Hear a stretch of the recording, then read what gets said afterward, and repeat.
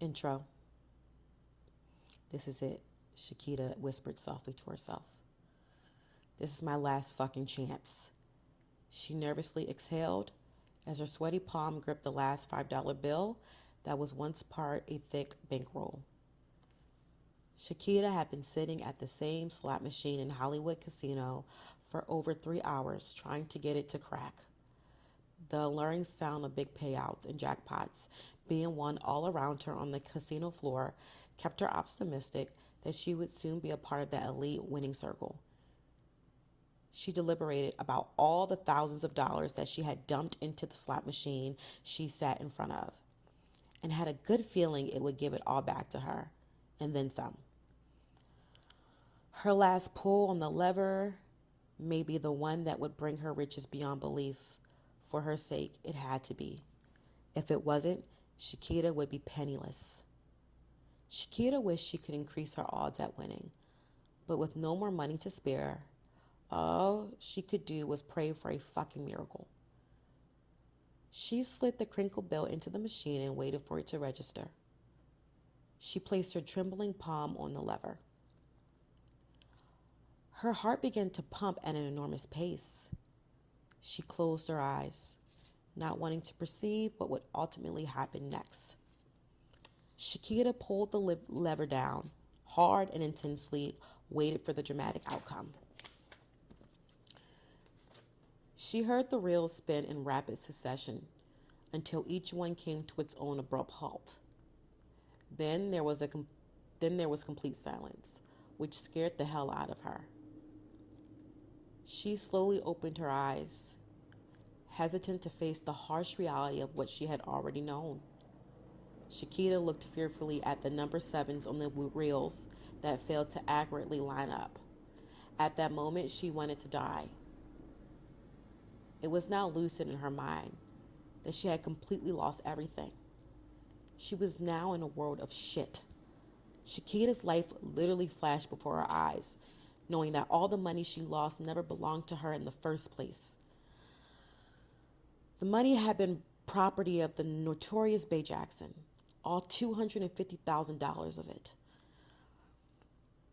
Bay Jackson was a ruthless hustler from the northeast side of D.C. He grinded his way to the top all by himself to achieve the status he obtained before going to jail. He left his immense stash with his ex-girlfriend, Latrice. Bay didn't trust anyone but her and knew that she would hold his money until he was finally freed. Bay planned on starting a rap label when he was released, and Latrice was on board to be his trusted talent scout. Latrice was the only person Bay had in his corner, and she was also Shakita's best friend. Shakita didn't blow, Shakita didn't know how she would tell Latrice that she had blown all of his money, which Latrice never knew she had. Shakita lit up a cigarette as tears rolled down from her eyes. She smoked nervously as she reflected on how fucked up her situation had become. In 2 months, she had gone through $250,000 and didn't have shit to show for it. She was well aware that Bay was a no-nonsense killer and would flip on anyone who played with his money. Latrice would be no exception. He would kill her, too, if it came down to his paper. And Shakita would be all to blame. Shakita had it etched in her mind that Bay was getting out of jail in less than 4 weeks. She had to find a way to get all his money back, and she had to find a way to tell Latrice how badly she had betrayed her. Shakita smashed out her cigarette, grabbed her purse, and hurried out of the casino. She had no time to waste, because her and Latrice's lives were now on the line. All right. So first I'm going to say, just to preface this, I will apologize for any mispronunciations and stuttering. As I mentioned in my first video, I have a bit of a speech impediment, so I talk really fast, and sometimes I don't know how to slow down. I'm working on that. So I apologize. If it gets to be too much, I'll either edit it out or I'll just kind of slow down. But so far in this chapter, I mean, a gambling addict is someone you oh, I mean, addiction shouldn't be judged, but gambling addiction is crazy. But anyway, that was a lot. Let's go to chapter 1. Chapter 1. 2 months earlier. Just sit tight, little mama. I swear we're going to be in and out of this joint. All we need is 5 minutes. Cam assured Shakita. Are you going to be cool? Yeah, I'm fine, she said meekly as tension spread across her face. Cam saw the strained look in her eyes, and he had to console her. I know you're nervous as shit, but we're going to be straight. I promise. All right? Shakita quickly nodded her head as she fought to hide her anxiety. Cam touched her cheek and smiled before he exited the car. Shakita watched as Cam and 3 members of his crew casually walked into Montgomery Mall. To the average eye, Cam and his crew looked as if they were a group of regular browsers. They strolled across the mall floor, not giving away any sign they were actually jewelry thieves. Montgomery Mall was set to be their 4th heist in the last 80 days. The only part Shakita had to play in the scheme was to get them out of the area before the police showed up. Shakita pulled on her cigarette as she tapped her foot on the gas pedal. Just chill, girl, she said to herself as she struggled to disband her paranoia of them getting caught. She suddenly got a bad feeling in the pit of her stomach that told her to get out of there. As much as she wanted to listen to her gut, she quickly shook the feeling off and studied the exit doors, praying Cam would appear at any moment. She had to abandon her fear and remind herself the reason she was there. She needed money for gambling, and selling stolen, expensive jewelry was her way of making it happen. Shakita had promised herself that this would be her first and last time taking part in a jewelry heist.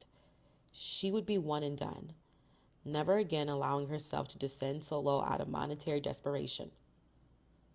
All she had to do was sell the jewelry, and she would have enough money to get back to what she did best, gamble to win it big. Where the hell are they? She wondered as she lit up another cigarette. Too much time had elapsed, and Shakita was falling apart. Her protruding eyes fixated on the exit doors, hoping Cam would emerge, yet her racing heart told her that he wouldn't. Cam and his crew walked casually through the crowded mall and headed straight towards Bertzman Jewelers. Cam checked his watch and smiled, knowing their timing was perfect for the security shift change. Now all they had to do was get in and get out. They stepped into the jewelry store, and one of the sales associates' eyes beamed. He thought about the huge commission he would make from those he ignorantly assumed were rappers. He quickly dashed towards them, eager to assist. Hello, gentlemen. Are any of you looking for something particular? The sales associate asked as he displayed his preeminent charm. Yeah, I'm looking for a tennis bracelet or a pendant for my daughter. She just turned 16, one of Cam's crew members said. I need something really special for my baby girl. I can certainly help you over here, sir, the sales associate said as he walked them to the other side of the store. Cam walked over to a display case full of Cartier and Hublot watches. His eyes lit up green as he quickly added up the value of the watches in his head. He glanced up and saw that the other sales associates were assisting other customers. He knew his time was now, and without warning, he pulled his mini sledgehammer from his pocket and swung it heavily at the vulnerable glass. Crack, crack, smash. Crack, crack, smash. I don't know why the fuck I just did that shit. That sounds so stupid when I did that. Anyway, glass flew in all directions as Cam reached in the smashed case and pulled out all the and pulled out all the displays trays full of watches. The rest of his crew followed suit and almost simultaneously smashed out 3 other cases full of diamond rings and bracelets. They quickly packed as much jewelry as they could fit in their bags and headed for the exit. The once helpful sales associate tried to intervene as he grabbed at Cam's arm. Cam cracked the sales associate in the head with the steel hammer, leaving him bloody and disoriented. Security! We need security! We've just been robbed! Somebody stop them! The sales associate yelled as he wiped blood out of his eyes while trying to catch his balance. A security guard finally heard the sales associate call for help, but by the time he was ready to react, it was too late. They were gone. Shakita's heart fluttered when Cam finally busted from out of the doors. Let's go, he shouted as they quickly piled into the car. Shakita took off so fast that she almost ran over someone in the parking lot. What the hell took y'all so long? Y'all were in there for like 20 minutes. I was out here losing my fucking mind. Shakita emphasized as she put more distance between them and the mall. Girl, you tripping, Cam said as he shook his head. We were only in there for 4 5-minute stops. I told you we were going to be in and out. I swear this is some crazy ass shit, Shakita said, as her arms shook from the sudden rush of adrenaline. They were almost on the beltway when Shakita realized that no one was coming after them. They made it. She fell back into the headrest and exhaled deeply. They had gotten away with grand theft, and she felt like a true badass. The robbery put some hair on her chest as she felt bolder to take on the next challenge in her life. The spot's right there. Pull up in front of that Accord, Cam instructed as they made it to their destination. Shakita maneuvered the car into the tight space. She then smiled, happy that her required driving was finally over. Cam's men got out of the car and then quickly entered into a small building while Cam waited behind. He opened up his bag, giving Shakita a peek of what he had obtained. Damn, she said as her eyes marveled at all the diamond-encrusted watches. She pulled one of them out of the bag and held it up to the light. The diamonds glistened so much that they looked wet. I see you got eyes for that one, Cam smiled. It's perfect for a girl like you. The diamond on this thing are crazy. This is like $20,000 watch. Try more like 40. That's a big face Rolex. The diamonds alone are like 10 stacks. Shakita slipped the loose-fitting watch on her wrist and stared at it in admiration. The cold 18-karat gold band against her skin gave her the chills. This is so beautiful. I don't even want to take it off. You don't have to. Keep it, Cam replied. But don't you want to cash it in with the rest of them? Don't even worry about it. Believe me, we have more than enough. We really made out on this heist. You'll still get your cut, too. Thank you for doing this for me. I really appreciate it. No problem, she smiled. Cam returned her smile. Then he opened the door. I will see you in a few minutes, he said as he placed his lips gently against hers. She tensed up from the sudden intimate gesture, but then pulled him in closer to her as her lips received his. The silent build-up tension between them had finally boiled over. The kiss had been long overdue, giving them clear indication that something was missing from their kinetic bond. The thought of them being together had often crossed her mind. They were both cut from the same cloth. They were reckless. They were outlaws in their own right, who made their own rules as they went along. They were supposed to happen, and now that they did, together they would be even more dangerous. Can we celebrate tonight? He asked as they clasped hands. Of course we can, she smiled. Okay, cool, I'll be back. I got to get this money. He gave her a wink and got out the car. Shakita blushed as she watched him walk into the building. A feeling of joy touched her heart. It had been a while since someone had shown Shakita that they really cared about her. It was easy for her to get affection from men, but for them to actually care about her, well-being was something totally different.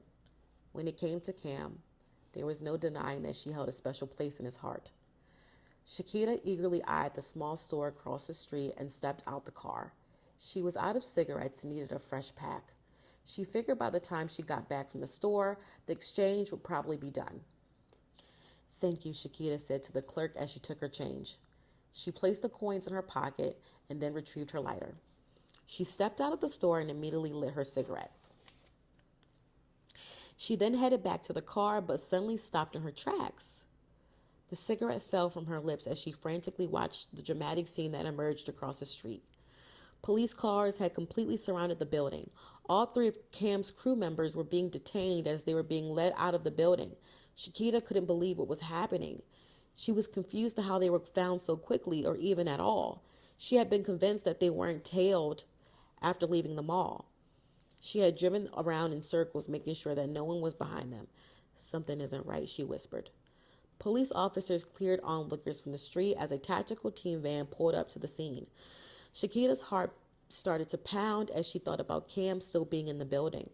She was convinced he wouldn't come out willingly and would fight to his last breath. Tears escaped her eyes as the tactical team entered the building with their guns drawn. She prayed that Cam could somehow find a way to escape the surefire ending. She wanted to help him any way possible.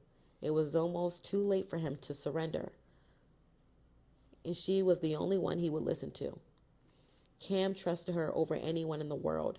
She was putting herself at risk of being caught, but she didn't care. She had to get to him. She started to run toward the crowd of officers, hoping she could stop them. Before she could even take a step, her ears informed her that she was too late. Bang, bang, bang, bang. The erupting sound of guns being fired caused her heart to drop to her stomach. Gun blast after gun blast continued to echo from the building until they were suddenly ceased. It's over. We got him, one of the officers said to his team after he received confirmation over his walkie-talkie. Shakita fell to her knees as pain flooded her heart. Everything had happened too fast for Shakita to fully accept that it was real. Then the sight of a morgue van that pulled into the scene undoubtedly let her know that Cam's existence had been lost forever. Shakita cried uncontrollably, knowing that Cam had died for nothing. The heist had produced no winners, and Cam's tragic death made it completely evident. She then remembered the watch that was stuffed in her pocket. Shakita had the only unaccounted for piece of jewelry left from the heist and had no choice but to get rid of it. She wiped her face and quickly got off the ground. She walked to her truck that was parked a few blocks away and never looked back. She flipped down the visor. She flipped down the visor and then sadly looked in the mirror. I'm sorry, I'm on the wrong line. Okay, let me go back. I'm sorry. Y'all, I'm sorry. I'm going to get dry. Okay.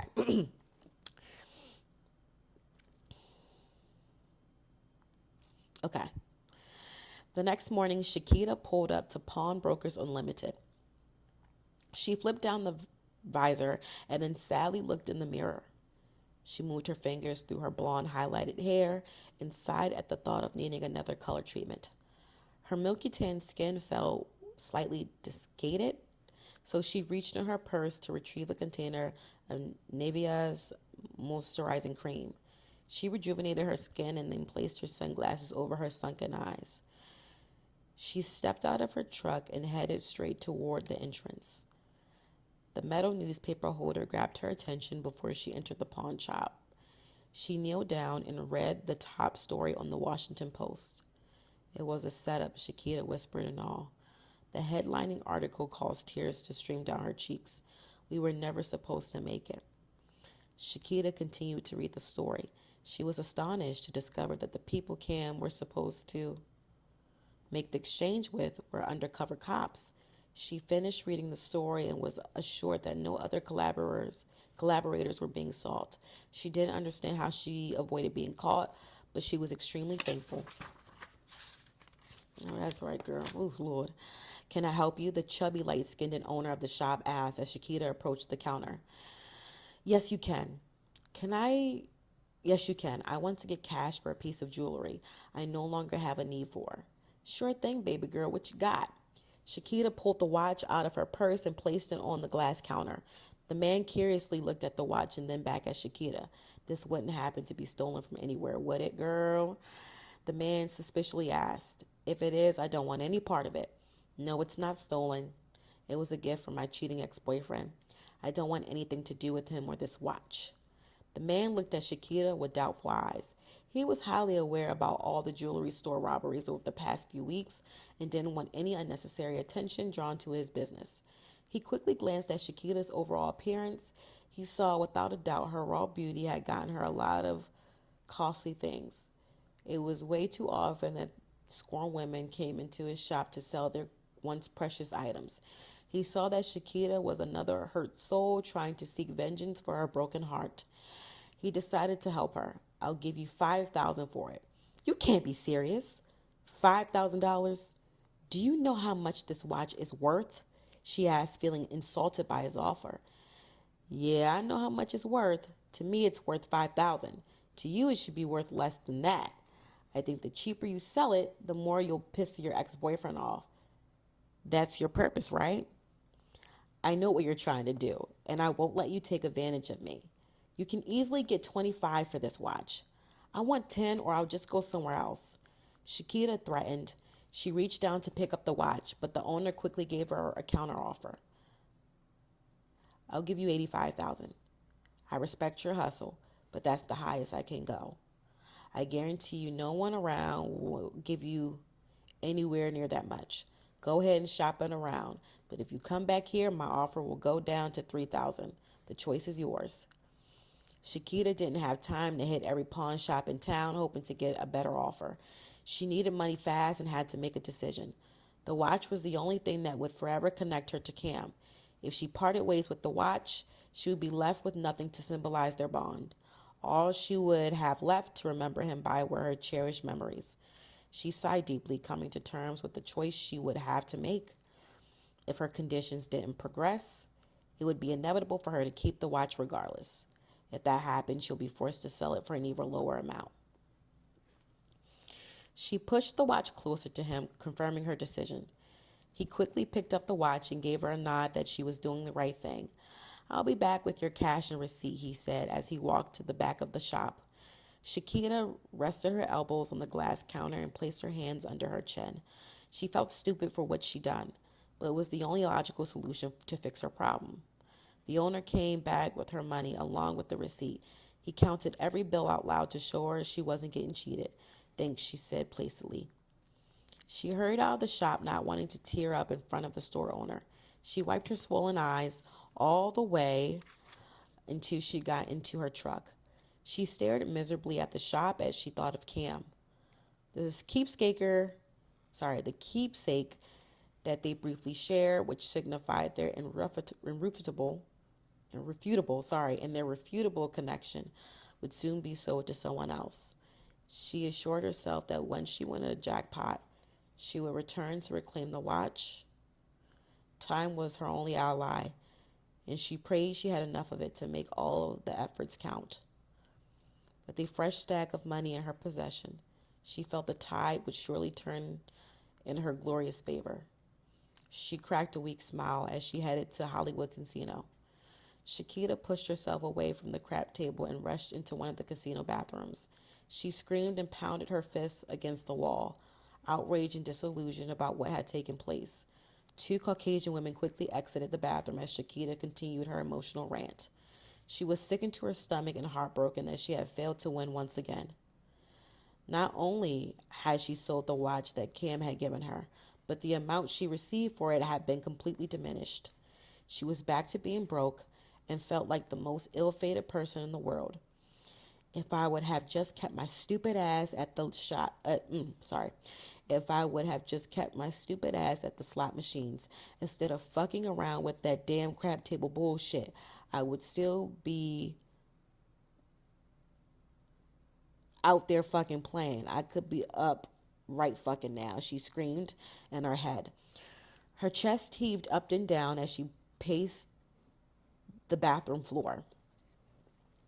She then dug into her purse and pulled out a cigarette. Smoking had been prohibited in all non-gaming areas of the casino, but Shakita didn't care. Getting fined was the least of her worries. Her back slid down the cold wall as the nerve relaxant started to take effect. She flicked her ashes onto the floor as she dwelt heavily on what she was going to do next. She needed money badly, and her avenues of opportunity were dying up fast. were drying up fast. Now that she was without Cam, there were only two other people she could rely on. She would first go to her best friend Latrice for support.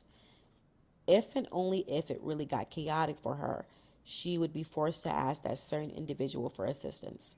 They would remain her ace in the hole unless she was out of options. She swallowed hard, hoping that her predicament would never get to that drastic level. All I got to do is ask her to let me hold a few thousands until I get back up, Shakita said softly as she lifted herself off the floor. She quickly headed to Latrice's house, hoping her friend would be able to lend a helping hand. Her electricity had been disconnected in her apartment, and she had already been served an eviction notice on top of her other bills. Gambling had truly put everything she had in jeopardy once again. Okay, so first of all, I just want to say I apologize for the stuttering. I have like a slight speech impediment, so I stutter and sometimes like inadvertently like shout words. So I really apologize for that. My goal also with this channel is to get better at reading out loud and feel more confident in my communication skills. Now, as for the first chapter, again, if we want to review, okay, so what's this bitch name again? Hold on. Shakita is the main character at this point. Shakita has a gambling problem, like a really fucking bad one, to the point where she said, you know what?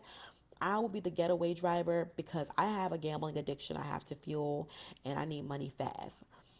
And it just really shows you, even though I feel like this book may be, honestly, I was going to say this book is dramatic, but it's not.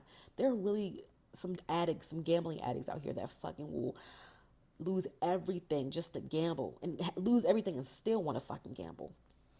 And everyone, I remember this guy was like, I don't get it. I don't get gambling addictions. And like, it's the speculative aspect of of it. It's like the adrenaline rush, the possibility, you know? Essentially what's happening is, what I think is, it's kind of like the feeling of like being disappointed, you know, having your hopes high and then being disappointed, but in like rapid succession of up, down, up, down, up, down, up, down, because either, you know, extremes are intense, right? That high, that high when you hope, it's, to me, I feel like a lot of gamblers are addicted to losing than winning. That the winning only feels good in connection to the losses you've taken, right? If you get 5 losses and you win that 6th time, it feels good because of course your previous 5 attempts you lost. But if you're like winning after winning after winning, you're somewhat, in my opinion, you kind of, it's the possibility of you not losing. You're kind of anticipating that you're going to lose, you know? It always gets bad, you know? Anyway, that's, it's, you know, I don't know. But so she has a gambling addiction. And then, of course, one of the people okay, she has a gambling addiction and decided for some money she was going to rob a bank or be the getaway person for a bank robbery. I guess she's in close connection with Cam, one of the runners, I guess, that's actually going in to complete the heist. And they have some little thing going on. I don't know. I don't know if they were getting to know each other. She made it seem like they were like, you know, friends for a while. They knew each other, and you know, they had like a little crush for each other, mutual affection. So I see that, you know, this is hard, you know. And then now she low key wants to go to her friend Latrice for money. I don't know if she actually wants this money for her bills or if this is just another attempt of getting money for her addiction.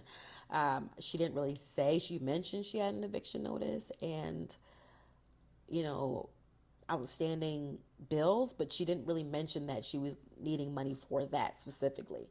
I don't know. But anyway, I think this book so far, I'm on page 15, is really good. It's pretty fast paced. It gets to the point pretty fast. So I like that. Okay. All right. So we're getting started. Now we're going to go to chapter 2. Chapter 2.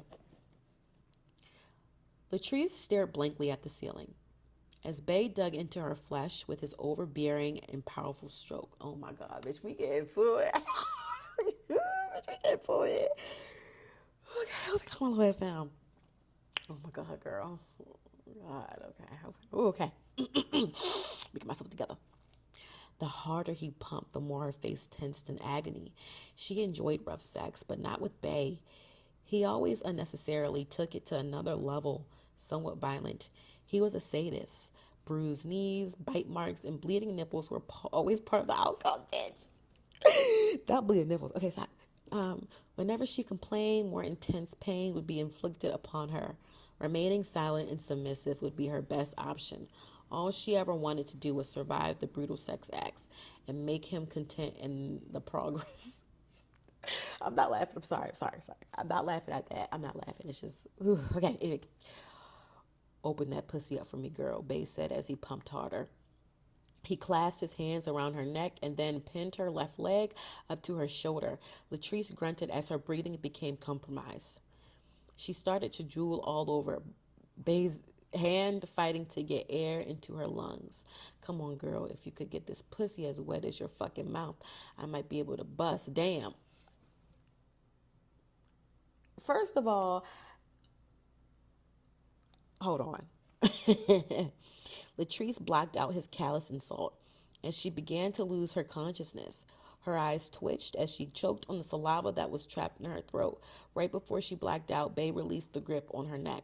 Roll over, he commanded as he wiped all the slobber off his hand and onto the sheets. Oh, shit. Latrice coughed uncontrollably as she fought to restore her breathing. Tears flooded her eyes as snot poured out of her nose. Come on, girl, stop acting like you can't handle this shit. Now turn your ass over, oh my God, he commanded, smacking her thigh. Latrice slowly turned over on her back as she continued to cough. She had little time to recover before Bay forced his length back inside her. God damn. He held her face down into the pillow as he punished her with strong back shots. Okay, so good. Oof. Okay. Sweat poured off her brow as she continued to endure the severe pain. Bay grunted loudly as he compressed all his weight on top of Latrice's back. Oh my God. His massive frame suffocated her petite body. She felt as if her lungs were touching her spine. Her petite body, she felt as if her lungs were touching her spine. His deep groan signaled he was almost ready to bust. All she had to do was hold on a little longer, and the demoralizing act would be over. Here it comes, baby, hear it. Bay's words trailed off as he released himself all over Latrice's backside. He slowly rolled off of her while trying to catch his breath. Latrice felt as if a car had merely been lifted off her body. She strived to revitalize herself. Damn, doing 3 months in the shithole is going to be rougher than a motherfucker for me. I've never gone that long without any pussy. I wish we could do it again, but I got to go, Bay stated as he reached on the floor for his jeans. Latrice rejoiced quietly as the thought of Bay going to jail. Latrice rejoiced quietly at the thought of Bay going to jail. 3 months wasn't long enough for her, but any amount of time away from him would help repair her battered core. Her love and detestation for him were equal. She wanted to be his only girl, but hated the level of degradation and womanizing that came along with a dramatized relationship. She hoped after their time apart, she would finally have enough strength to demand more from him. Latrice's thoughts were interrupted when Bay's phone rang from on top of the nightstand. She grabbed the phone and tried to hand it to him, but without warning, her face met the back of his hand. Why the fuck you pick up my shit? Don't touch my shit. You don't know who could be hitting me up. Nosy ass bitch. Child, okay. Let me take a sip of my LaCroix.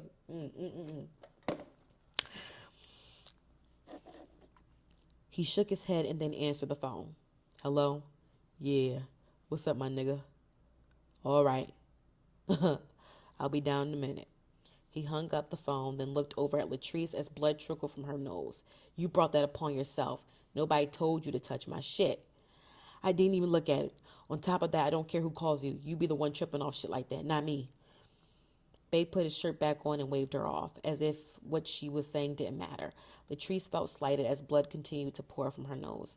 She sighed out of frustration as blood droplets absorbed into her favorite silk sheets. She decided to use the tainted fabric to suppress the bleeding. She looked up at Bae as her eyes filled with tears. Why do you treat me like this? I do everything you ask of me, but yet you treat me like I'm out to get you. I don't deserve this, Bae. Not at all. Bae walked over to her and stood directly over top of her. He arched his brow as he stared into her saddened eyes. You should be lucky with the amount of attention you get from me. Those other hoes don't get shit but dick and hair money. You don't have to remind me that you'll do anything for me. I already know that. I trust you like shit, girl. All the shit you did for me over the years to help me, to keep me out of prison, I respect that. I even trust you over my own niggas when it comes to my money. I don't ever have to worry about no snake shit with you. You my little angel. He then brushed her face slightly with his hand, causing Latrice to tense up slightly. When I get out, we're going to start this label, and everything is going to be straight. I need you to be strong right now. You're all I got to depend on. I'm sorry that I hate you, but don't make that an issue for us. You understand what I'm saying? Latrice nodded, confirming she understood. She hated his apology, but knew with Bae that's the best she would get from him.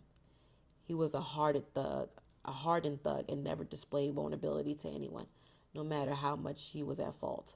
All right, I gotta get up out of here so I can get this fucking time over with. I'm going to call you as often as I can. I need you to be here to catch my calls, okay? Yeah, I got you, she replied softly. Bae kissed her forehead and then headed for the door. He turned around and gave her a fierce glare. Don't let anything happen to my money. You protect that shit with your life. Don't worry, Bae. Just do your time and everything will be in order once you get out, Latrice assured. Bae simply nodded and left out the door. Latrice didn't even wait long enough to see if he was really gone before she started to cry. Bae had completely destroyed her sense of worth. She didn't like the weak woman she had become. She prayed that during the time Bae was locked up, she would find herself again. She no longer wanted him to dictate her every decision. Latrice wanted to have as much power as Bae did with the record label. Some drastic changes in her life would have to be made, especially if she wanted to be a boss. She had to come up with a game plan. Shakita walked into Latrice's apartment building right as Bae was leaving. Their eyes coldly met as he descended down the steps. The abhorrence they shared for each other was clearly evident. She despised him for how he treated Latrice, and Bae hated her for how he played Latrice against him. For how she played Latrice against him. Okay. Keita, don't be having my girl out here fucking with no niggas while I'm gone. I know how your crazy ass gets down. Whatever, Bae. She rolled her eyes and tried to brush past him, but he grabbed her arm. Don't fuck with me, girl. I'll have your little dumbass go missing, Bae hissed. Shakita's heart pumped with fear. Bae had always threatened her, but never to this extent. The thought of her getting killed for interfering with their relationship had gone way too far. Bae finally reached her arm. Bae finally released her arm and then laughed all the way out the door. Damn, I hate that motherfucker, she said to herself as she quickly climbed the steps. She reached Latrice's door and banged on it as hard as she could. Bae must have forgot to tell me something, she said softly as she approached the door. When Latrice opened the door, she was surprised to see Shakita. Shakita looked at Latrice's blood-smeared face in shock. What the fuck did he do to you? Latrice's face became flushed. Shakita was the last person she expected to see. Why did he hit you this time, Latrice? I really don't want to talk about it, she cried softly. She covered her face and then sat on the couch. She was so embarrassed. She always had to make an excuse for Bae's abusive behavior. Him hitting you every week is getting real old. You need to press charges on his ass like that other bitch so he could stay in jail longer. I can't do that. Yes, you can. Don't be scared. I'll even go down there with you. No, I can't do that. I need him to come out. Come out for what? He needs to stop hitting on you. Why do you feel like you need a man like him? I don't need him for what you think. We're going to go ahead and start the record label together. You don't need to start no label. You can do it by yourself. I'm sorry. You don't need him to start no label. You can do it by yourself. Damn that. You and me can start one if that's what it will take for you to leave him alone. You know we would not be in good business together. You know we would not be good in business together. On top of that, neither one of us have any damn money like that to start a label. How do you even know Bay got money like that anymore? What, if he's just trying to spin you to keep you around? Shakita asked with concern. No, he has money. I know this for sure. And what makes you so certain of this? Just because he said so? I'm holding his money here until he gets out. I'm the only one he trusts with it. For real? Did he give you a lot? Let's just say he gave me enough. It's enough to make this thing really work. Girl, stop teasing me and tell me how much. 250,000. Are you serious? I am so serious. I hid the money in the vent in my room. I'm only telling you this just in case someone comes looking for it. I'm not sure who Bay's enemies are, but if something ever happens to me, I want someone to know where it is. Latrice saw a dim, intuitive glimmer in Shakita's eyes and could tell exactly what she was thinking. Shakita, you can't use this money to gamble with. I want to make that very clear. My life depends on it, Latrice emphasized with the seriousness of her situation.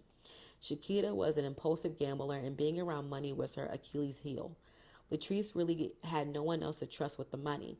She had no choice but to tell Shakita, Latrice, I would never do anything to jeopardize your life. I know how crazy Bay is. He just threatened to kill me over some bullshit, so I know what he'll do about his money, Shakita said with sincerity. He did. He did? When? Latrice asked in shock. I ran into him downstairs. He told me not to have any niggas around you. I blew him off and he grabbed me up and said he would kill me if I thought he was playing. Latrice shook her head in sadness. She was hit with the realization that Bay had more control over her life than she did. Even in jail, he would still be her oppressor, an impious puppeteer pulling her strings as he saw fit. Impious, I think that's the word. She had to find a way to get the upper hand, or at least become his equal. Without her independence, she would be swallowed up in the music world. Bay's jealous and reckless temper would stop her from establishing any connections. No one would want to do deals. No one would want to do deals with her if violence was how Bay conducted his business. She looked at Shakita as she thought about her future. That's why his money can't be touched under any circumstances. It's not ours to die over. Promise me you won't do anything stupid. Oh my God, girl. Shakita stared Latrice in the eyes and felt ashamed for even thinking about taking the money. As much as she would have loved to use it for her own personal gain, she couldn't go through with it. She hated Bay to the core, but crossing him would be death to both of them. She had to do what was right to keep Latrice out of harm's way. I promise I won't touch the money. You have my word. Latrice could tell that Shakita was being honest by the mood of her eyes. They were no longer narrow and filled with complicity. They had changed to being broad and lenient. Lenient, right? Lenient. Now that Latrice had Shakira's sworn word, she could focus on getting her life plan together. The record label was her main priority, and she had to learn more about the industry she was so desperately trying to be a part of. She had to make moves quickly, so she would be at the top of her game by the time they got out. Swollen nose and all, she was determined to make every second count. She was ready to leave out since the bleeding had ceased and remembered that Shakita must have stopped by to see her for a moment. For a reason. So now that we have an understanding about the money, what made you stop by? Shakita wanted to tell Latrice everything she had gone through lately, but she couldn't be the right person for that. Latrice was too critical about the way Shakita led her life. She could only tell Latrice bits and pieces, which would be more than enough information. She once again decided to tell her the half truth. My air conditioner is broke, and I wanted to see if I could stay here until it gets fixed. Of course, girl, that's never a problem. It's been too hot this summer to be going without AC. Latrice grabbed her purse and headed to the door. She then stopped and turned to Shakita. You already know my spare key is on top of the freezer. I'm about to go check some things out. I'll be back soon. Wait a minute. You don't want me to go with you? No, that's okay. This is something I need to do by myself. Latrice smiled softly. Okay. Well, I'll be here. I'll see you when you get back. And don't worry about nothing, girl. We're going to get through this Bay situation together. Mm-mm-mm. Latrice, you in danger, girl. First of all, ain't no bitch you gonna tell a gambler where money is. They make it like what? Why would you even tell her that? I don't care. You talking about just in case, girl. You could have that shit. No, you could have did something. And my thing is, if something happened to her, why would she have? Why would anyone else have to know? At that point, Bay would know. If Bay died, then at that point, that money is unaccounted for, and you could take possession of that motherfucker. But why would anyone else have to know? Like, I'm confused. I'm really confused. Especially if she ain't gonna like take it and run the fuck off. So why you know what I'm saying? Anyway, I don't know. I find that weird.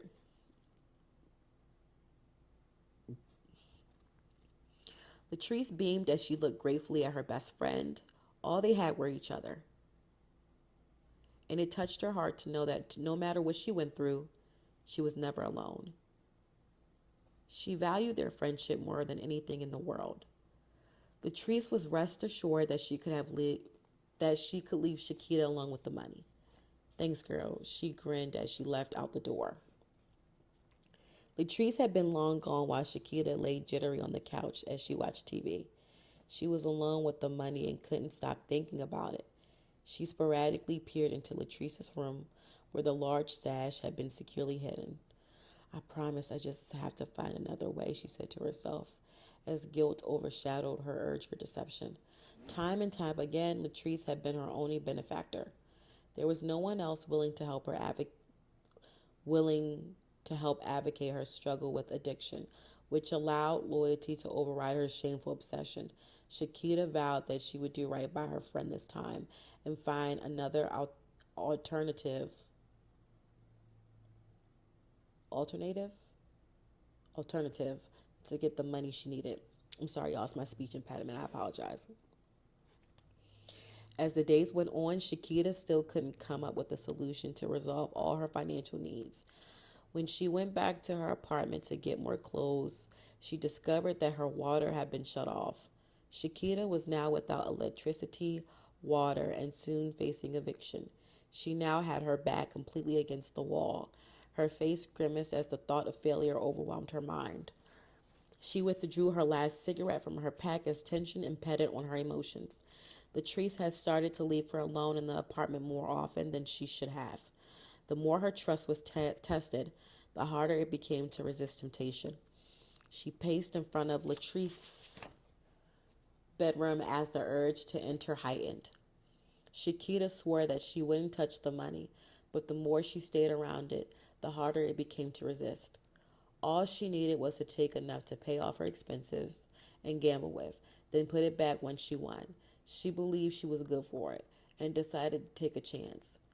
Her heart pounded as she crept toward the money. She removed the air vent cover, then reached inside and pulled out the heavy plastic bag.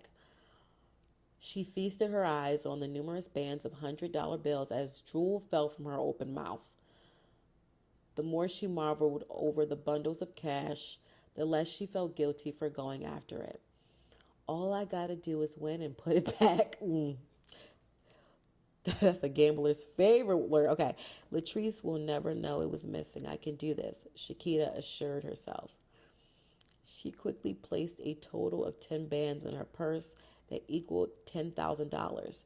She then slid the plastic bag back in the vent and then closed it up as if it never had been opened. Shakita sighed deeply as she closed Latrice's bedroom door. From that point on, there was no turning back. Her time was now, and she felt confident in her decision to take a chance with Bay's money. She then walked out of the apartment unknowingly that her life would be forever altered for the worse. Okay, first of all, clock that she said when she took the money, she said she gonna take enough for her expenses and to gamble with. That's how you know she said, because you could. I don't think you should touch the money, period, because it's not your money. And that motherfucker Bay is crazy. He literally threatened to kill you in the hallway, right? But of course, you can't reason with a gambler or an addict in general. But then it's like you take, like, how much did she take? You know, like her friend was dumb to do that. You don't do that. You don't get them. You're triggering them. Anyways, okay, let's go to chapter 3. Chapter 3, present day. It's about to be on and popping for you, man. As soon as Bay gets out, we're going to have you in the studio the same day. Latrice promised Killer D as she pitched to him over the phone. Killer D was one half of the gangster rap group that Bay had taken an interest in while he was still out on the street. Killer D and Piff were the best underground group in DC, and Bay wanted them to be the first to sign onto his label. Latrice handled all of Bay's business affairs while he was gone and was instructed to keep the group attracted to the label. Latrice continued to spit game to Killer D over the phone, making sure she kept his attention. You and Piff gonna be the biggest group to take over hip hop in years. With the producers that we already have lined up to do your first album, ain't nobody gonna be able to fuck with you two. Who are the producers? Y'all gotta work on it. Y'all got to work on it. We got Butter Mo, Skip, the Go Go Boys, Chris Beats, Perry Mason, and Rooftop Productions, just to name a few. Latrice happily informed, damn, that's enough already. With those cats doing our production, we can't lose. Latrice could tell by the way he reacted that he was smiling on the other end of the phone. She had him right where she wanted him. I told you getting down with Bang Spot Records would be the best move you could make. We're going to take over the whole fucking industry. With your kills and our marketing plan, you're guaranteed to at least go platinum. That's even with record sales slumping due to illegal downloading. None of your shit wouldn't even be affected. Killer D thought about Killer D thought about all the success they would have with Bang Spot Records, and couldn't wait to get in the studio and put out their first hit single. Sorry, Latrice couldn't wait either. So are you trying to get down with Bang Spot or what? Latrice asked, trying to close the deal. Killer D didn't even have to think hard about it. He already knew what he wanted. We're down as long as you stay down. Cool. We're gonna keep in touch, you dig? Got you. Latrice got off the phone and started to attend to other matters. She had to hurry to get dressed so she could get to the post office. She needed to mail off the copyright and business license materials. Bay needed to officially register his company name in order to establish his business. She forged his signature on all of the documents precisely like Bay had instructed her so everything would run smooth. Latrice needed to go purchase a ticket to see a female rapper named Clarity that she was hoping to sign to Bang Spot Records. Clarity's style was the new hotness in DC, and Latrice felt that everyone in the world needed to hear her. Clarity was performing that night at the Fantasy Lounge, and Latrice had to be there. Latrice was confident she would be able to talk Clarity into signing with them. With Killer D, Piff, and Clarity on the team, Latrice would get much praise from Bay. After that night, Latrice hoped to have a lot of good news to tell Bay once he called in the morning. From their last conversation, Bay told her he would call her again Friday morning at 11:30. She was going to make sure she didn't miss his call. She never knew the next time she would speak to him. But with Bay getting out of jail soon, Latrice felt that if she missed his call, he would call her every day until he found out how she was handling his business. She liked the way things had been going between them lately, and it was in her best interest to do anything to keep it that way. There was no way she would miss that call. Oh shit. Okay. All right, chapter 4. Chapter 4. Latrice danced in the bathroom mirror to Beyonce's song Upgrade You that was playing out of her MP3 stereo docking station. She was putting the finishing touches on her hair. She spritzed her short hairstyle to give it a spiky look as she bounced her ass to the music. Latrice was a dark chocolate baby doll with the toned, sculpted body of a fitness instructor. Although she had the right moves and knew all of the latest dances, she still had no aspiration in being a video queen. Latrice's dream was to become a record executive and then transition into becoming her own boss. She wanted the big money, and having her own label would get it for her. Latrice didn't want to be some ordinary chick floating around in the industry. She wanted to be that top bitch that made shit happen, and everyone had no choice but to respect her. Latrice sang out the words to the songs as it brought more meaning to her life than it ever had before. She gained to upgrade Bay from a notorious street hustler to CEO of Bang Spot Records. She had it all figured out and couldn't wait for him to get out of jail for everything to fall in place. With what she had planned, Latrice was going to take a startup rap label from the bottom to the pinnacle of the whole music industry. She continued to sing knowing that she would become a big part of Bang Spot's success. Latrice drove her midnight blue Pontiac Go down to the post office and did everything necessary to make sure her package would be delivered without incident. Latrice then left the post office and headed over to the Fantasy Lounge on K Street to purchase a ticket for Clarity's show. She didn't know if the club would be open this early, but she wanted to be assured that she was able to get into the venue tonight. When Latrice pulled up in front of the club, she couldn't tell if anyone was in there or not. She took a chance to she took a chance at the door handle, and to her surprise, it was open. She walked in the dark club and didn't see anybody at the ticket window. "Hello?" Latrice called out after patiently waiting for someone to finally come up to the window. "I'm here to buy a ticket for tonight's show." Latrice spoke out again, hoping to get the attention of whoever was in there. "This is some bullshit," Latrice said under her breath as she became tired of waiting for someone to come up to the front. As she became tired of waiting for someone to come up to the front, "Fuck this, I'll come back later." She turned for the front door to leave until she heard a noise coming from behind another door. As she walked closer to the door, she heard another noise. She assumed that the door led to the entrance of the club and whoever was in there could sell her a ticket. She walked into the lounge area and turned her nose up at the club's awful appearance. She looked at the scuffy looking tables and the worn out pleather that covered the booths. This place is far from upscale, Latrice thought as she continued to walk around the club. She didn't see how anyone would call this place the Fantasy Lounge when it was obviously far from that.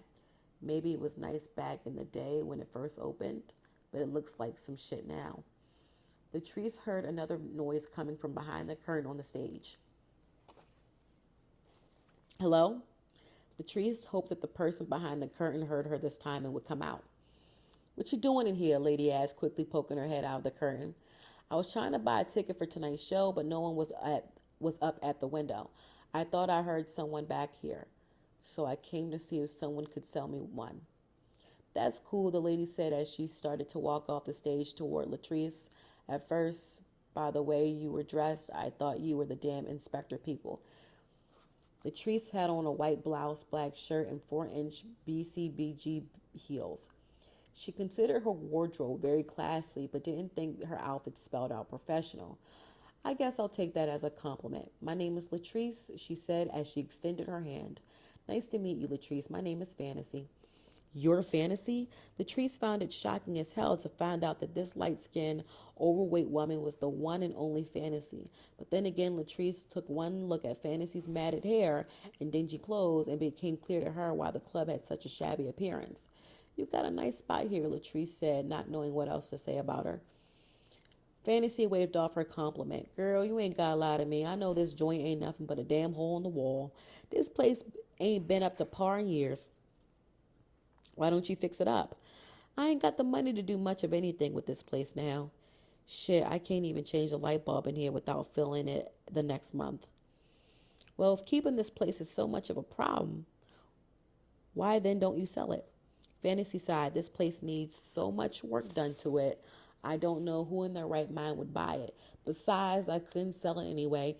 They used to be my daddy's place. He named it after me, and this was the only thing he had to give me before he died. He loved me in this club. I don't have it in my heart to ever sell it." Latrice felt sorry for Fantasy and knew firsthand what she was going through. When Latrice was 14, she lost her mother to ovarian cancer. And the only thing that she had to pass down was her old engagement ring. Latrice's father had broken off their engagement, and as a result of a broken heart, her mother kept the ring. Latrice's mother was a strong believer that if a man gave a woman something, she should never have to give it back. While on her deathbed, she made Latrice promise to never let a man take anything from her. As long as it was in her possession, then it was considered hers. Latrice made the vow to one day live by her mother's words. "Don't you have a lot of acts that come here every month?" Latrice asked. "I heard the shows be sold out all the time." "They do, but I still got bills to pay. The lights don't stay on for free, you know," Fantasy said with her hands on her hips as she looked at Latrice with a duh expression on her face. Latrice didn't know how much Fantasy's electric bill or anything else she paid was, but she was damn sure smart enough to know that Fantasy was barely breaking even each month. Latrice felt there was something suspect about Fantasy, but didn't know exactly what. She decided to forget about what was really up with Fantasy and change the subject. What time does the show start? It starts at 8, but we start letting people in at 7:30. Oh, okay. I just need one ticket. Please, how much are they? 20 before the show and 30 at the door. Latrice reached in her purse and pulled out a $20 bill. The tickets are behind the window. Let's take a walk up front. Latrice followed Fantasy to the front of the club. Fantasy walked inside the window booth and handed Latrice a ticket. Thank you. Latrice said as she put the ticket in her purse. One more thing before I go, Fantasy. Do you think there's a way you could introduce me to Clarity tonight? I'm starting up a label and I wanted to holler at her about it. I could do that, but you know help ain't always free these days, Fantasy said as she raised her left eyebrow. Latrice understood what she was getting at and had no problem paying her for a favor. She had to sign Clarity. She reached in her purse once more and pulled out $100 bill. Will this do? Latrice asked as she gave Fantasy the money. This'll do just fine, Fantasy smiled as she clutched her money in her hand. I'll make sure you get a one-on-one with Clarity after the show. Good looking out. I got to be going now. I'll see you later. Latrice waved goodbye to Fantasy and walked out the door. Now she was on to the next order of business. Okay. Fantasy about her money. Allegedly. All right. Now we're going to chapter 5.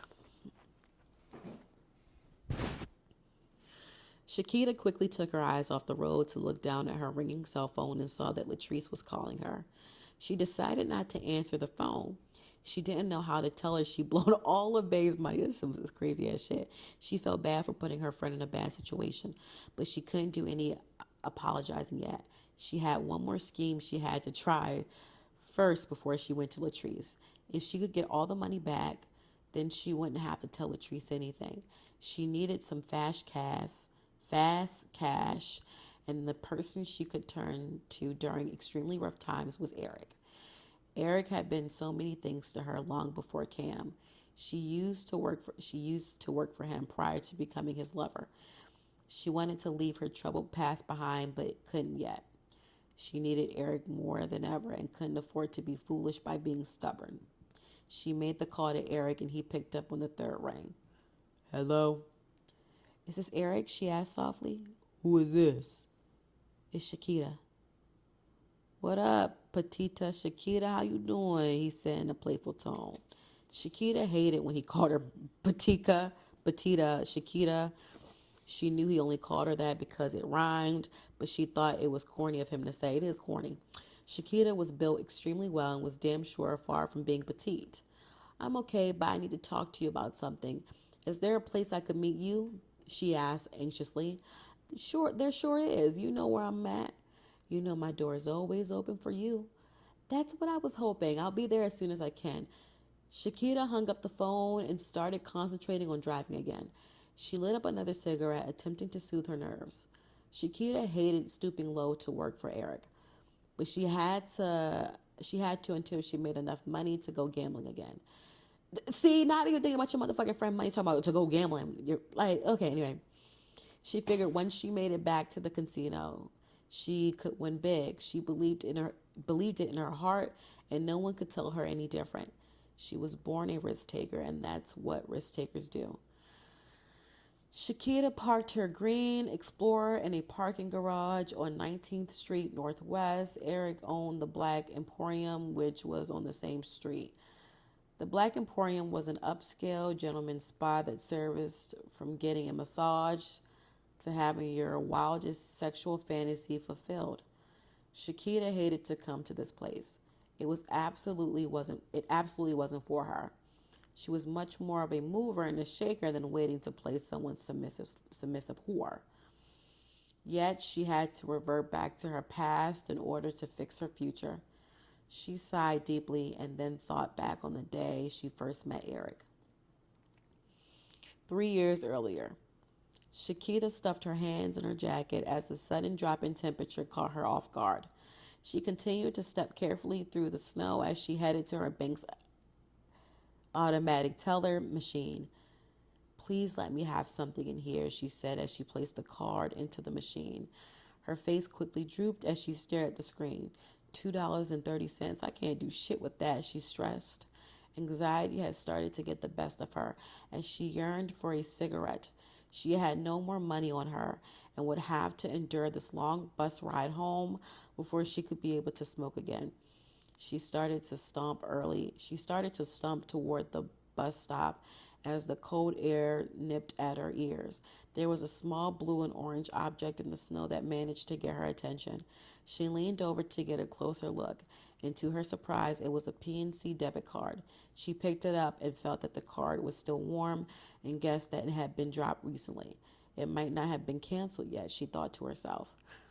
She quickly looked around to see if anyone had seen her pick up the card. She saw no one in that area, so she placed the card in her pocket and rushed down the street to 7-Eleven. She didn't want to use the card to do big shopping. She only wanted to make a few small purchases and throw it away. She didn't know how much was in the account and didn't care either. Stealing money from a regular individual wasn't what she was into. She needed to get it by for the moment. Can I have 2 packs of Newports in a box, please? She said to the clerk. When the total displayed on the screen, she nervously swiped the card and then pressed cancel to give her the pay by credit option. She was relieved when the transaction was completed. She placed the cigarettes in her purse and headed for the door. The blue and red scratch-off lottery ticket machine by the door stopped her in her tracks. 1 or 2 tickets won't hurt. Oh my God, that's the dumbest shit. She whispered as she made her sales selection and then swiped the card. She removed the two $5 winner take all scratch offs from the machine and then left the score. Excuse me, Miss, Shakita heard a man call her from behind. She presumed it was a homeless person asking for change. She was ready to tell them she didn't have anything to spare and then be on her way. When she turned around to speak, her words got caught in her throat as she stared at the extremely eye-catching man before her. She knew right away from his burnt orange custom-made leather jacket and 1 carat diamond earring that he couldn't have been impoverished. His facial features were carved to perfection, making him one of the most attractive men she had ever seen. He was Reggie Bush Brown with hazel eyes. Okay? He was any woman's fantasy and every man's nightmare. No man could trust their woman enough to even ask him for driving directions if they were lost. Any woman had no other choice but to be captivated by his lure and his presence, Shakita being no exception. I dropped my card at the ATM machines around the corner and I saw you picked it up. Can I have it back, please?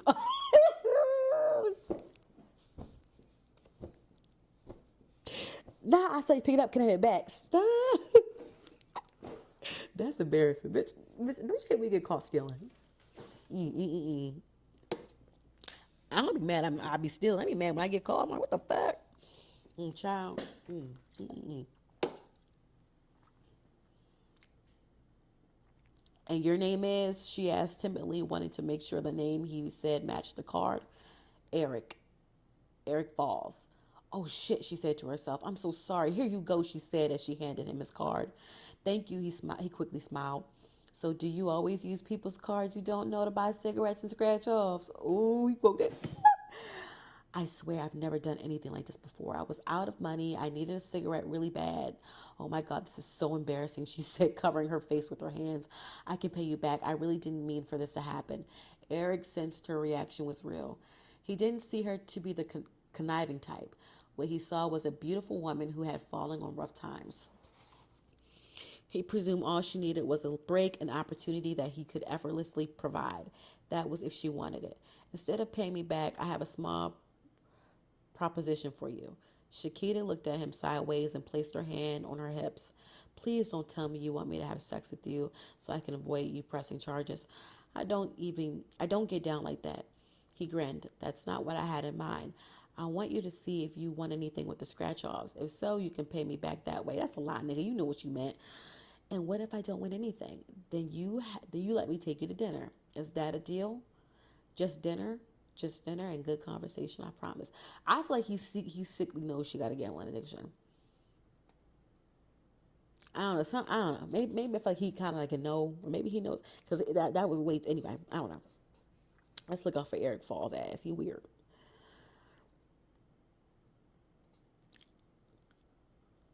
Okay, Mr. Eric Falls, either way, it looks like the odds are in your favor, she said to herself as she reached in her purse for the tickets. She used the tip of her nail and scratched away at the first ticket until all the numbers were visible. Nothing on this one, she frowned. Let's see about this other one. She stared to scratch away on the second ticket as Eric looked on. Her eyes grew wide as the results. I won $10. Wow, I never win with these things, she exclaimed. Well, maybe I'm your lucky charm. Maybe you are. It's all yours now, she said, handing him the ticket. Thank you, he said, putting it in his pocket. I still want to take you to dinner if that's all right with you. Her hunger pang kicked in with the simple mention of food. She thought Eric was a nice guy and probably good company to be around. She had nothing to lose, and going to dinner with him would give her a chance to prove she wasn't a bad person either. She smiled. Dinner is fine, great. So would you like to go now, or should I pick you up later? We can go now, she said as her stomach lightly growled. Perfect. I have a good place in mind. It's actually not too far from here.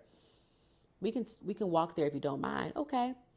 First, before we go, I would like to start over. We need to have a formal introduction. He extended his hand. Hello, my name is Eric. It's nice to meet you. Hello, Eric. My name is Shakita. It's nice to meet you as well. She smiled as she clasped his hands. They both started walking and getting to know each other. This was the beginning of their remarkable relationship.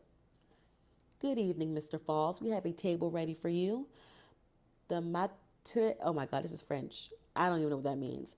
I guess the host greeted as they stepped inside the Palm restaurant.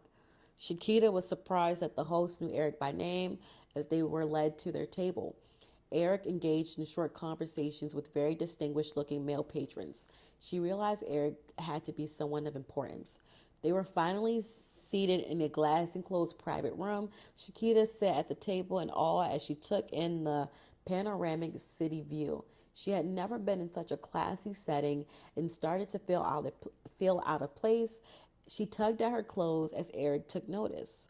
Are you all right? I've never been in a restaurant like this before. When you said dinner, I thought you were talking about a diner or somewhere like that.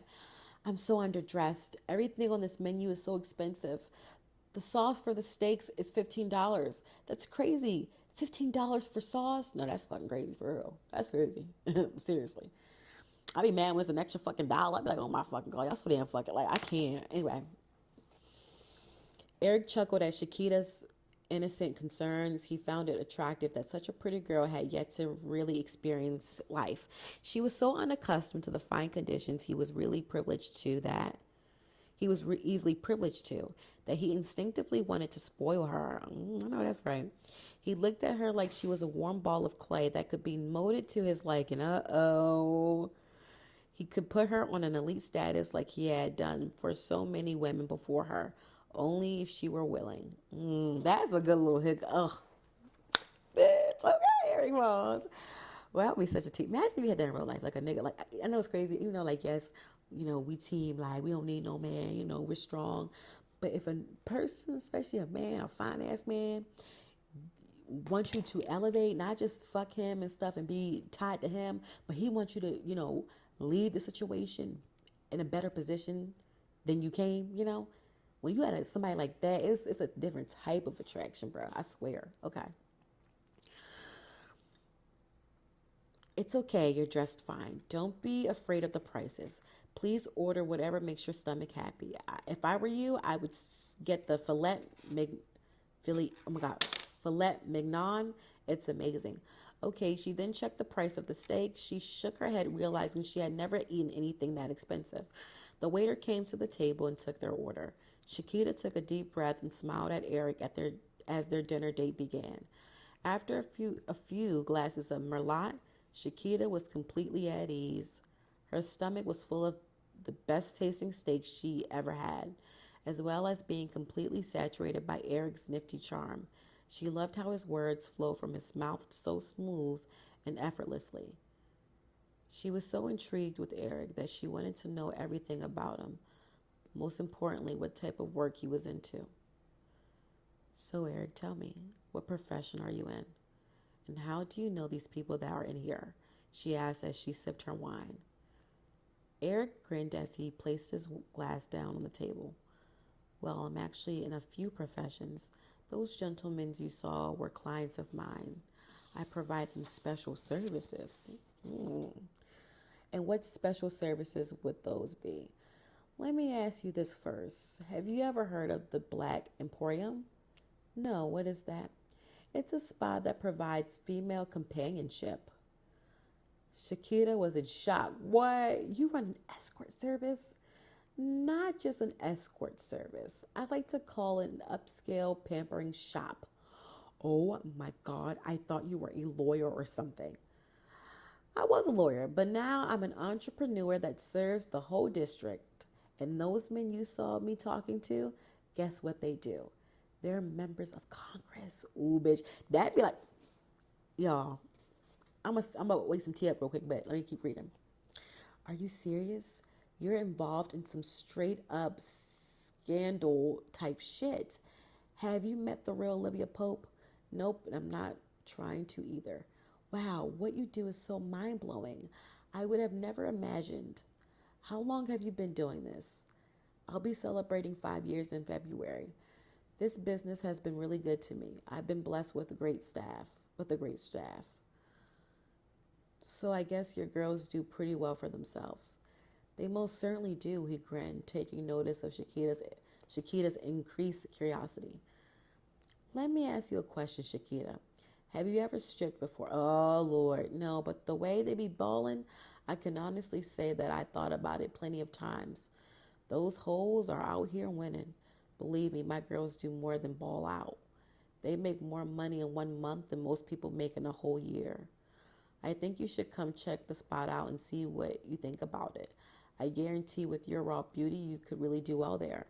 Oh, Shakita. Fuck, Shakita low. I mean, okay, God. That's how.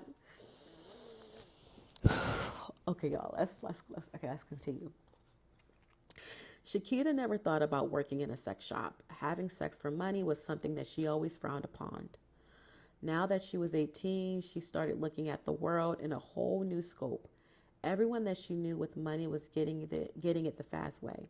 She was tired of struggling to keep her lights on while the hustlers thrived on the streets. Playing scratch off lottery tickets wouldn't get her any real money, unless she was lucky. She finally worked She figured working in a sex shop would get her in a better place, at least financially. She looked at Eric with hungry eyes as her curiosity continued to pique. So tell me more about the Black Imperium. I honestly would rather show you than tell you. Would you like to see it? I think so. She scrunched her face up as nervous energy flowed through her. Well, let me take you there, and if you don't like it, we can leave. Is that a deal? I guess so. She smiled as she shrugged her shoulders. Okay, then, let's finish this wine and be off. Shakita didn't have any clue about the type of environment Eric would take her into, but felt could be trusted. Eric filled her up her glass as he prepared her for a life-changing experience. 9 months had gone by and Shakita had quit working at the Black Imperium 5 times already. What she encountered there was too much for her to handle.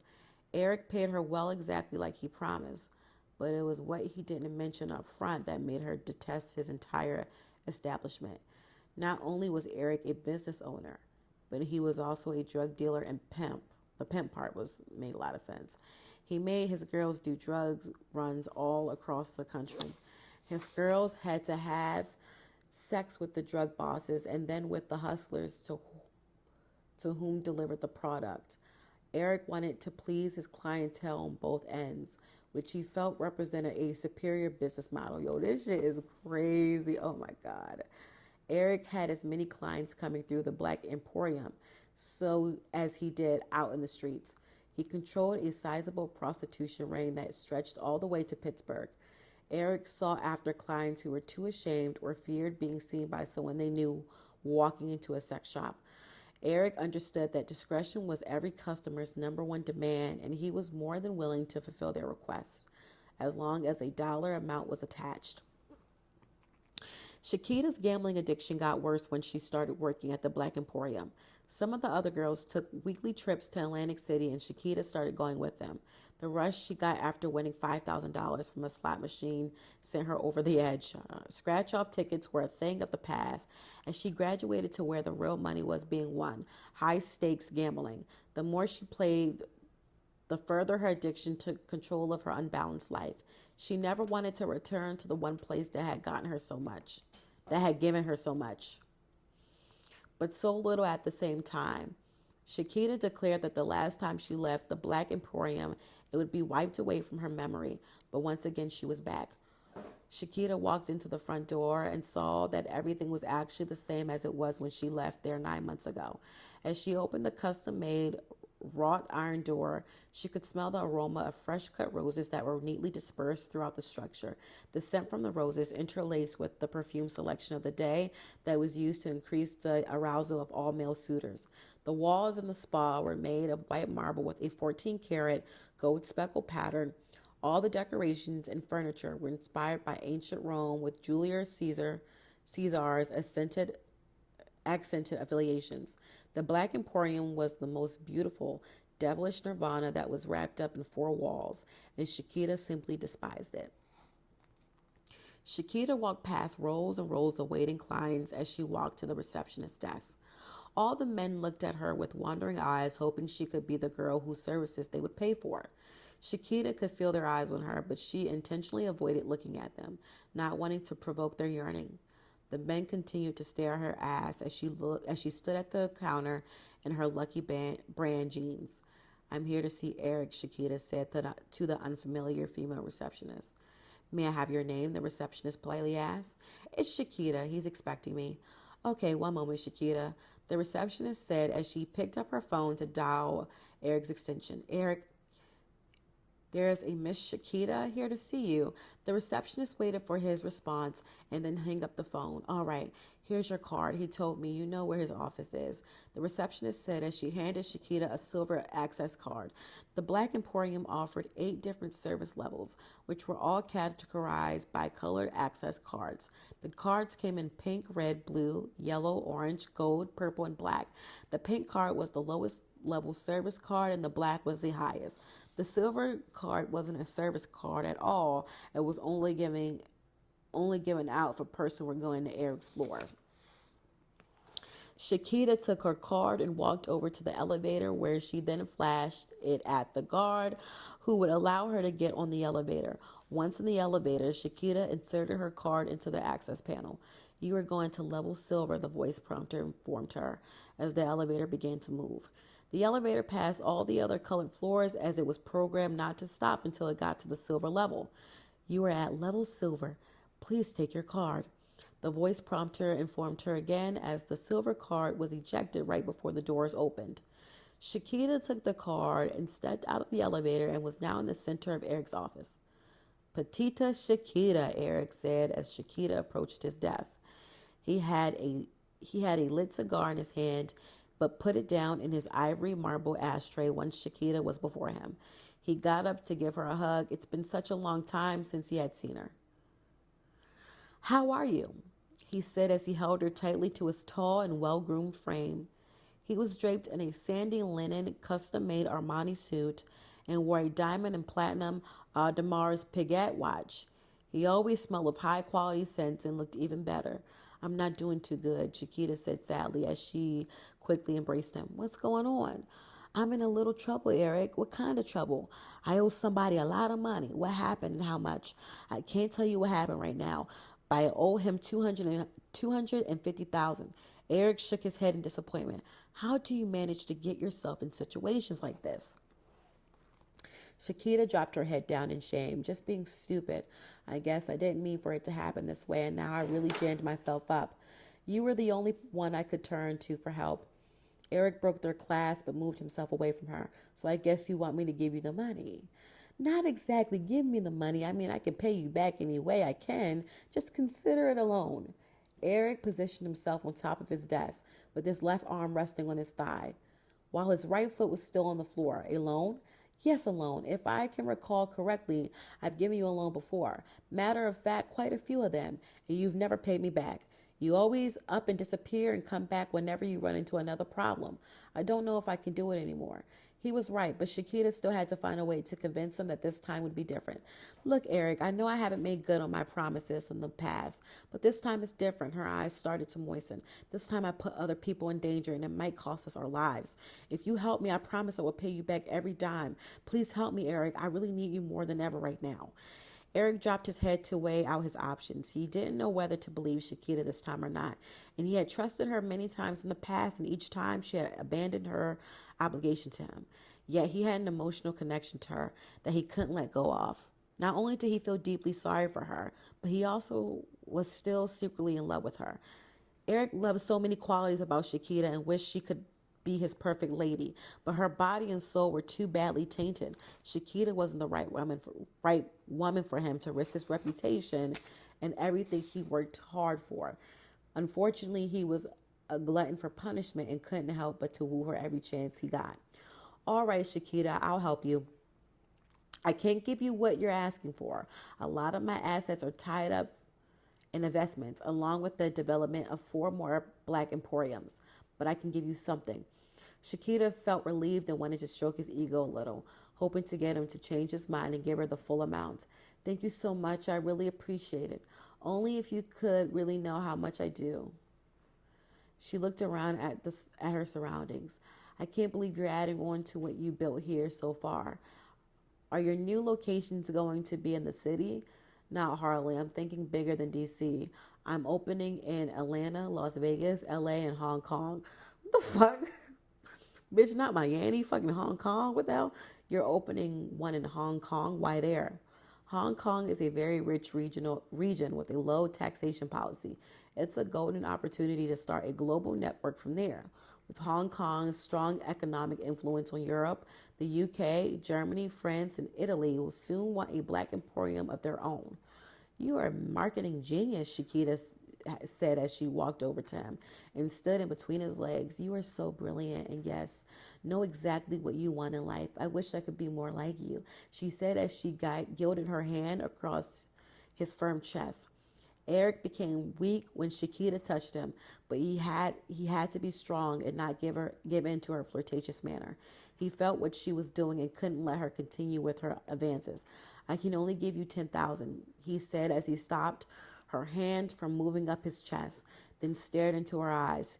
He waited for her reaction to see how grateful she was. Thank you so much, Eric. That really helps out a whole lot.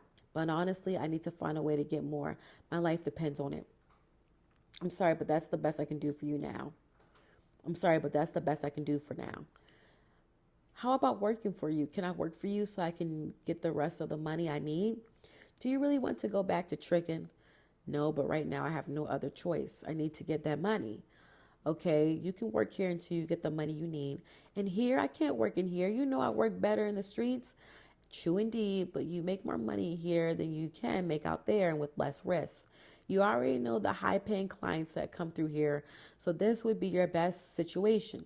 If you're trying to make some big money quick, then I suggest that you do it. What about drug runs? Can I do those for you? I'm fully legal now, baby. I've been out of the drug game for months now. The only thing I can offer you is in here.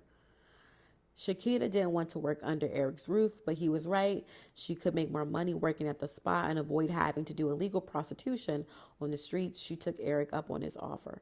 Okay, I'll work here, but I really got to make money. No problem. I'll put you on the gold floor. You should do well there. How come I can't be on the black or purple floor? Ugh. Don't those floors make the most money? Yes, but those floors are off limits to you. I don't understand. Why can't I go on those floors? I don't want you to go up there, and that's the only explanation I'm going to give you.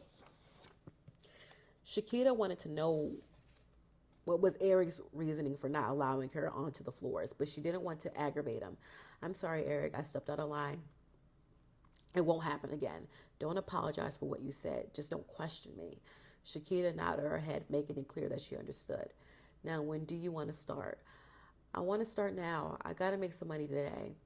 Do you have anything to wear? Yeah, I have a few of my old lingerie sets at home. I could go get them. Don't bother. I want you to go shopping for some new pieces. He pulled a money clip full of hundreds out of his pocket. He moved the clip and gave her 10 bills. She quickly stuffed them in her tight pants pocket and they gave him a hug. She wanted to tell him how thankful she was for the extra money, but before she could, he placed his fingers over her lips. Before you go shopping and start on the gold floor, I need to have you before anyone else does.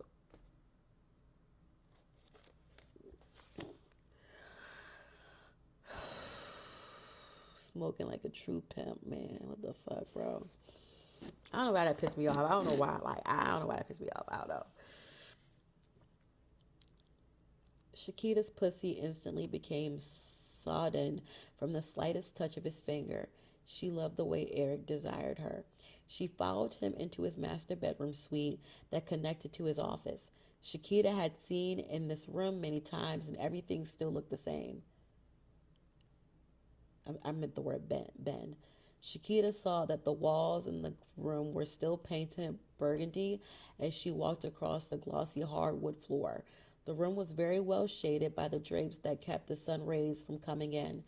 The plasma television was turned on with the volume muted as jazz music played low throughout the surround sound theater system. Eric always had the mood set, and that drove Shakita crazy. She stripped out of her clothes as Eric did the same. Shakita hadn't been with Eric in so long, and it felt good to be caught up in the moment with him again. They found their way into his king-size bed as they passionately kissed. His warm mouth kissed slightly on her neck while his hands explored her endless curves. She was captivated by his touch and wanted him even more. He even cupped her soft breasts together and sucked her swollen nipples simultaneously. She arched her back as a sharp tingle traveled down her spine. He grabbed a condom from on top of the nightstand and quickly rolled it over his large mass. He circled his dick around her glazed lips several times and then entered her slowly. Oh my God. She grasped at his thickness, rippled in and out of her tight walls. Shakita dug her nails into Eric's hard muscles as he gave her more than she could handle. He was by far the best lover she ever had, and didn't know how a man could make her feel so damn good. Eric's dick was a diamond, and any woman in the world would want it to be their best friend. Every inch of his flawless stone graciously drilled out her insides. Her body soon fell into an enhanced state of ecstasy, then released a sexual eruption over and over again, aka an orgasm. All right, guys, I am going to stop here today. We are leaving off on page 53, chapter 6. We're like a quarter in this book so far. Honestly, this book I actually like this book, you know. Personally, I think Latrice was a dumbass for telling Shakita where the money was. I don't, to me, it's like, why did she, like, okay, let's say something did happen to Latrice. Something happened and she couldn't, I don't know, whatever. Bay, I'm pretty sure, well, maybe he didn't know where the money was. Okay. I feel like there was another, like, I feel like just telling Shakita was not smart because she's an impulsive gambler and she is well aware, acutely aware of her condition and her addiction. So I don't know why she would do that. As for Eric, I'm being real. I don't fuck with pimps. I think to me, I don't get why pimps, drug deal, both of them ain't shit, but I feel like you literally exploiting vulnerable, usually women, exploiting vulnerable women, because vulnerable women and using their bodies. I don't fuck with that. I really don't fuck with that. And I think I could never respect a pimp. I don't care how, like, I could never respect a pimp. I just could never. I just couldn't. I don't like it. And honestly, I don't do motherfucking black magic on a motherfucking pimp. I don't play about that shit. You're not going to exploit nobody in my motherfucking face. Fuck is you talking about? And then people talk so much stuff about women being worthless, but at the end of the day, you have whole occupations surrounding our fucking bodies. There ain't no female pimps out here pimping men. It's female pimps pimping bitches or women. You know what I'm saying? I don't know. I don't fuck with that. Anywho, this was my first part for Crooked G's by S.K. Collins. And I will be coming back to do part 2. But thank you guys for watching. Please subscribe. And if you have any book requests of your own, please leave a comment down below. Alrighty.